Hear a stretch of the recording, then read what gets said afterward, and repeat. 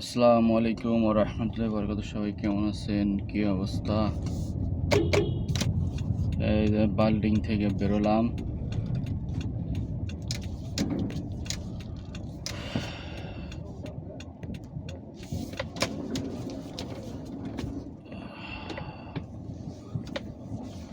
এখন ঘুরতে ঘুরতে বাবা, সূর্যের কি আলো! আরে আরো হবে না কেন? আজকে তো শহীদ দিবস। এই ২৫ শহীদ দিবস। এটা কি আপনি কখনো পড়েননি সিলেবাসে? আমরা তো ছোটবেলা থেকেই জানি ২৫ শহীদ দিবস। বাস ভাষাবিদের নামগুলো আমরা 7-8 শিখেছি, বাট আমার এটা আগে থেকে জানি যে ২৫ হলো শহীদ দিবস। আপনার কি সিলেবাসে ছিল না এসব? আপনি তো 5 পাস। আমাদের তো মনে হয় কোনো ফ্রিতে শেখাই দেওয়া হয়েছিল। আপনাদের আমলে কি এটা কি টেনেও ছিল না নাকি?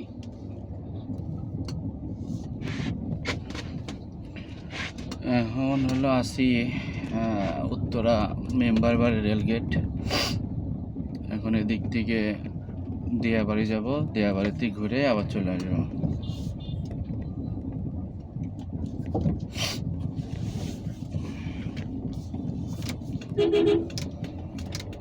যাদের বাসা রেল লাইনের এই পারে তারা যে কি একটা বিপদের মধ্যেই আছে।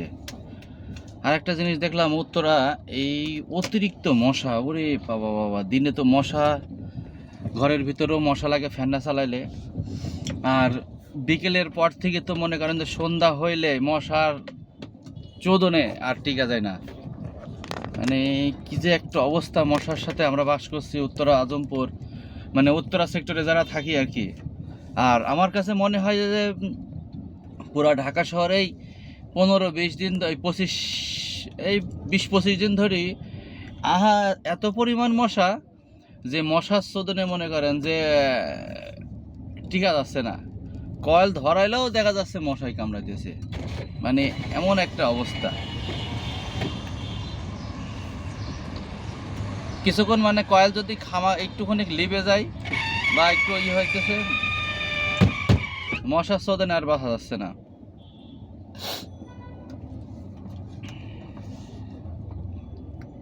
তার কারণ এত পরিমাণ মশা। আমার কি সিটি কর্পোরেশনের লোকজন কি মশার কয়েল কি দিচ্ছে না নাকি?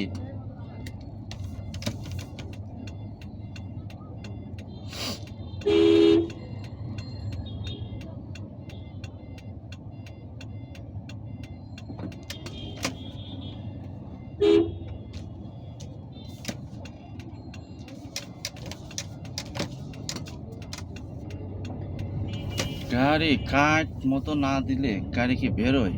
এমন ভাবে সব চালাবে গাড়ি।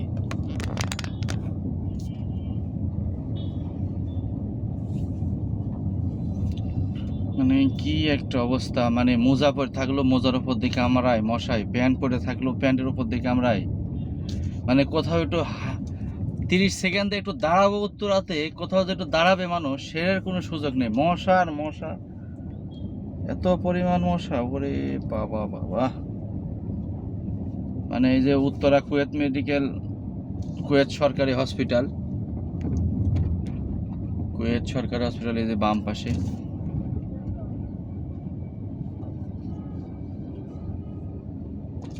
সিলেট।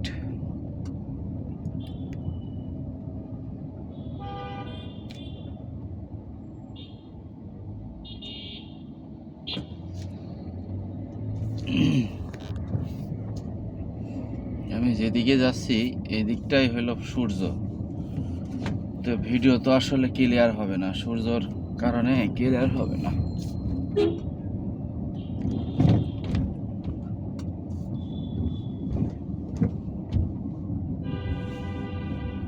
বাংলাদেশে আজকে হলো